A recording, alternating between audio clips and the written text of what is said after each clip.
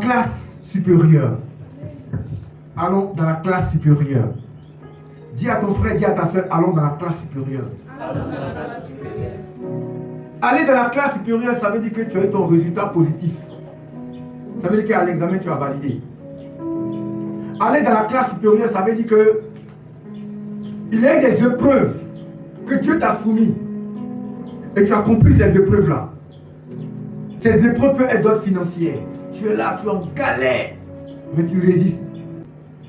C'est une maladie qui te fatigue, mais tu dis non, cet examen-là, je veux la réussir. Et tu arrives à étudier dedans quand même. C'est-à-dire que tu as abandonné, tu restes seul, mais tu dis non, moi je dois atteindre, alléluia, cet objectif. Pourquoi? Parce que ça fait partie de ma destinée. Donc aller dans la classe supérieure, ça veut dire que tu as validé un concours, tu as validé un examen, un devoir, tu as validé une épreuve. Et ce matin, je vais vous parler de la validation d'une épreuve qui montre réellement la maturité, qui montre réellement la croissance spirituelle d'une personne. Et mon texte de base se trouve dans le livre de Daniel. Allons pas à pas maintenant. Daniel 2. Je peux parler un peu plus fort. Daniel 2. Oui. 14. Oui. Daniel 2, verset 14. Oui. Alors Daniel s'adressa d'une manière prudente. Alors Daniel s'adressa d'une manière prudente. Et censé à Arioc, Oui. chef des gardes du roi qui était sorti pour mettre à mort les sages de Babylone. Il prit la parole et dit à Arioc, commandant du roi, pourquoi la sentence du roi est-elle si sévère? Arioc exposa la chose à Daniel. Et Daniel se rendit vers le roi. Et le pria lui accorder du temps pour donner au roi l'explication. Ensuite, Daniel alla dans sa maison et il instruisit de cette affaire à Anania, Michaël, Azaria et ses compagnons. Les engageant à employer la miséricorde du Dieu des cieux, avant qu'on ne fît pas périr Daniel et ses compagnons avec le reste des sages de Babylone. Amen. Voici une histoire extraordinaire de la vie de Daniel qui a été un prophète. Daniel était un prophète prisonnier, un prophète qui avait les mains liées, la bouche liée, impossible de s'exprimer librement. Daniel faisait partie des fils de la royauté d'Israël et il a été pris en captivité par l'armée babylonienne, à savoir Nebuchadnezzar, roi de la Babylonie. Et lorsqu'ils ont amené Daniel à Babylone, la Bible dit que le roi avait fait un rêve. Et le roi va appeler tous les mystiques, les magiciens, pour leur dire que j'ai fait un rêve, mais j'ai oublié le rêve. Mais j'aimerais que vous m'expliquiez le rêve et vous me rappelez le rêve que j'ai fait. Dis avec moi, quand tu dis que tu es fort, Dieu te donne des épreuves qui sont très fortes. Amen. Quand tu dis que tu es garçon, Dieu te donne alors une épreuve de garçon. Quand tu dis que tu es femme, Dieu te donne une épreuve d'une vraie femme, d'une femme capable, d'une femme battante. Une épreuve qui va valider que tu mérites le nom de femme. C'est pourquoi quand tes femmes vont accoucher, ce n'est pas facile. Dis avec moi, c'est une épreuve de femme. Le roi fait un rêve, il oublie son rêve. Il dit, qui peut me rappeler le rêve que j'ai oublié? Attends, ça c'est pas une épreuve de foutaise ça. Comment ton problème va devenir mon problème? Donc les mystiques avaient un problème. Toutes les personnes qui disaient nous sommes les grands sorciers, nous sommes les grands déviants, nous sommes les grands médiums, nous sommes les grands clairvoyants, ils ont eu un problème de taille. C'est pourquoi vous devez comprendre que si Satan impose des problèmes de taille à ses disciples, ce n'est pas Dieu qui ne va pas faire autant. La preuve en est qu'il a soumis une preuve compliquée à son fils Jésus-Christ, à savoir la crucifixion. Mais la situation était que ce jour-là, tous les mystiques étaient dépassés par l'événement. Parce que c'était un événement qui était dans l'ordre de l'incroyable mais vrai. Impossible de se rappeler du rêve que quelqu'un d'autre a fait. Donc chacun appelait son Dieu. Mais eux tous ont échoué sur la révélation du rêve perdu du roi Nebuchadnezzar. Vous savez, arrivé un moment, la nature elle-même t'impose une épreuve qui va valider si tu fais partie de la classe supérieure ou de la classe inférieure.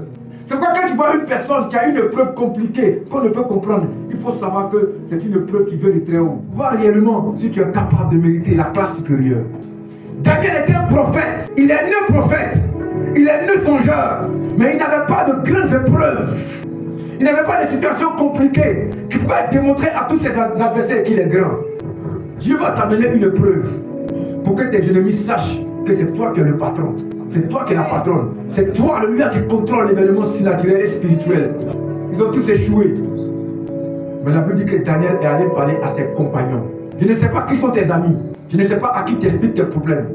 Mais moi je sais que si tes problèmes perdus, c'est que tu allais expliquer tes problèmes à la classe inférieure.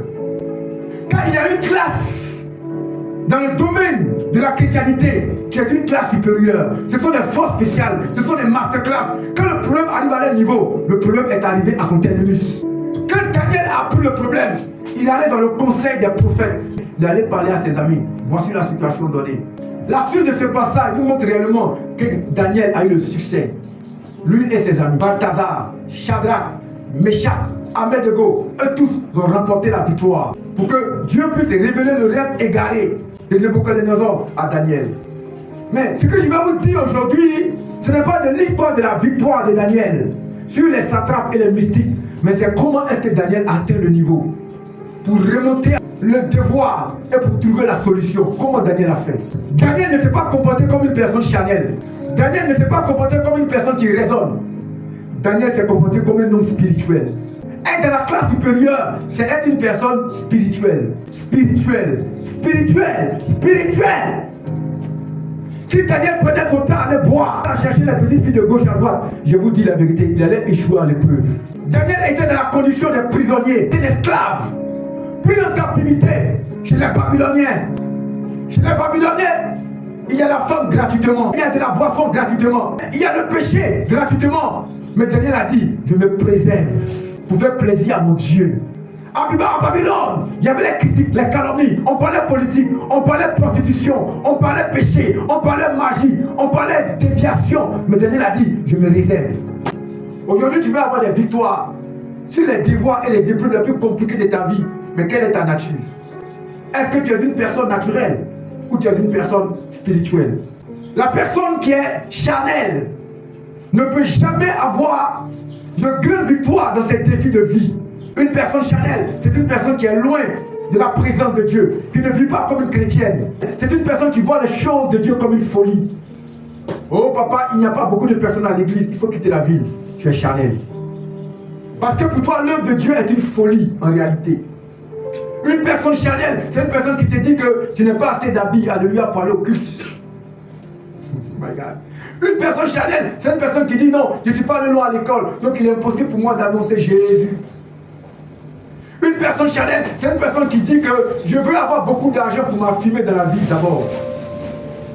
Une personne charnelle, c'est une personne qui dit Seigneur, donne-moi un homme riche, alors qu'elle ne sait pas que Dieu nourrit quelqu'un dans la richesse par l'esprit.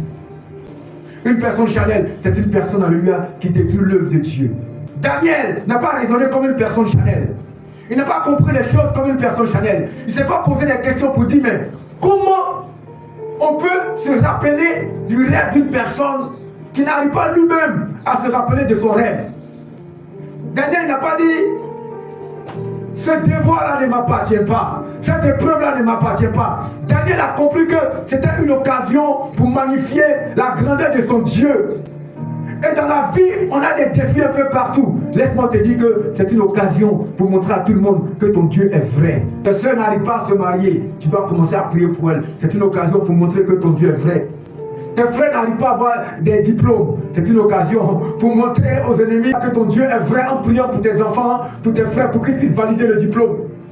On a des occasions un peu partout pour montrer réellement que notre Dieu il est vrai. Mais toi, quel est ton choix? Quelle est ta décision? Quelle est ta posture? Qu'est-ce que tu fais pour répondre à Lucifer que ton Dieu est vrai? Ce matin, l'église de Jésus a un défi. Des défis d'évangélisation. Mais qu'est-ce que toi tu fais? Qu'est-ce que toi tu fais pour montrer à ton Dieu que ta présence dans l'œuvre de Dieu est capable de remporter les épreuves et de dire à Lucifer que je suis capable au nom de Jésus? Les gens charnels ne se sacrifient pas pour les autres. Les gens charnels combattent l'église. Les gens charnels combattent les serviteurs de Dieu. Ils combattent la maison de Dieu. Les gens charnels, ils passent tout le temps à manger, à s'habiller, à se maquiller, à danser sur les réseaux sociaux. Les gens charnels, ils passent tout leur projet à faire plaisir au monde à travers les boîtes de nuit. Les gens charnels.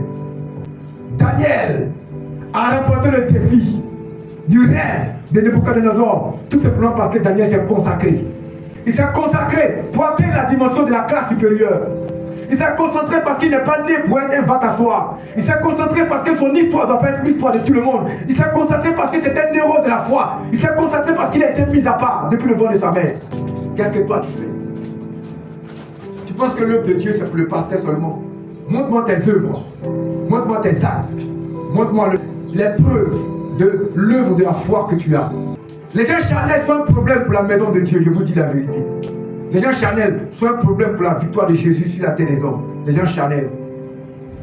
Quand vous avez des personnes charnelles dans l'église va toujours se casser.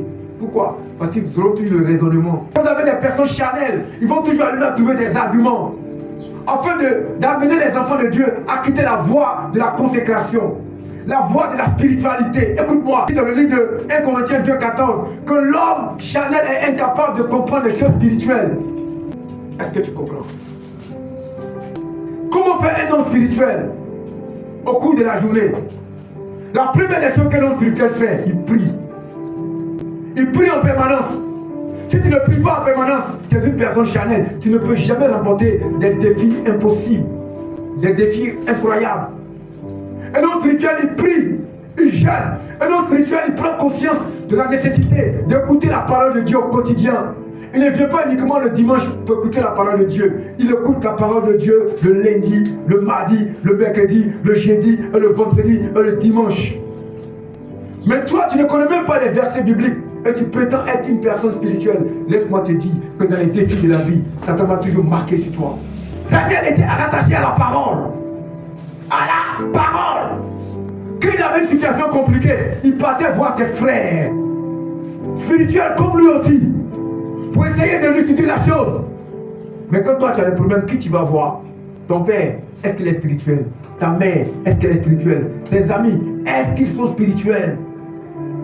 S'ils ne sont pas spirituels, laisse-moi te dire qu'ils ne vont jamais comprendre les choses de l'esprit. Ils ne pourront jamais t'orienter dans les victoires de l'esprit. Ils ne pourront jamais comprendre la manifestation de l'Esprit Saint. Oui, Daniel est allé voir ses amis pour leur dire prions.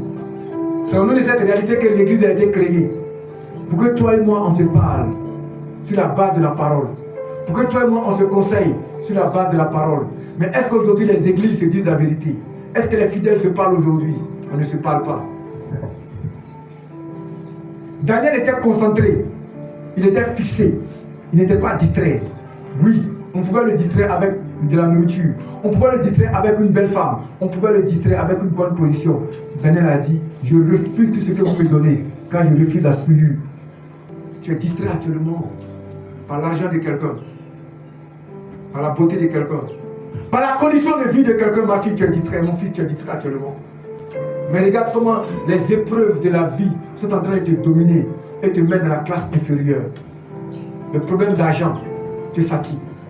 Le problème de santé te fatigue. Le problème de réussite te fatigue. Rien ne va. Mais Daniel, par rapport à toi, il était esclave. Mais toi, tu es libre au nom de Jésus. Il y a des gens aujourd'hui qui se plaisent dans l'esclavage. Ils acceptent que les sorciers soient plus forts qu'eux. Moi, j'ai refusé que les sorciers soient plus puissants que moi. Quel que soit le sorcier qui est en face de moi, en tout cas, s'il rentre dans ma colonne de voyant, il saura que Jésus est puissant et qu'il voit plus que les sorciers du monde. Quel est ton défi, ma fille? Je veux que tu te tiennes debout. Et tu vas dire à Dieu, je veux être le Daniel de ma génération. Je veux être la personne que tu vas utiliser pour faire des choses incroyables et vraies. Tu vas dire, Seigneur, je me confie à toi ce matin. Je m'adresse à toi ce matin. Ils m'ont pris. Ils m'ont dépouillé. Ils m'ont sali. Ils m'ont retiré des personnes, des biens. Mais je refuse de manger à l'état.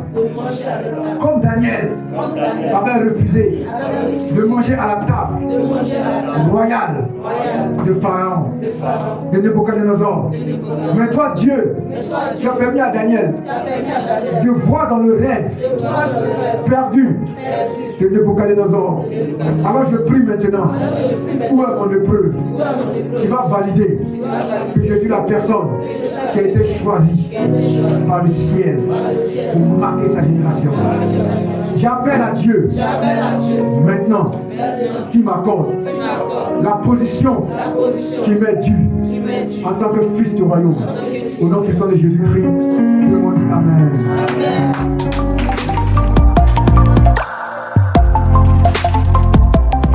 Merci d'avoir écouté ce message, bien-aimé.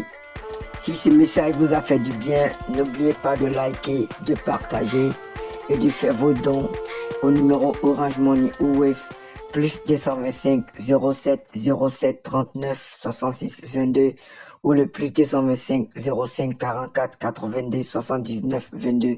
Que Dieu vous bénisse abondamment.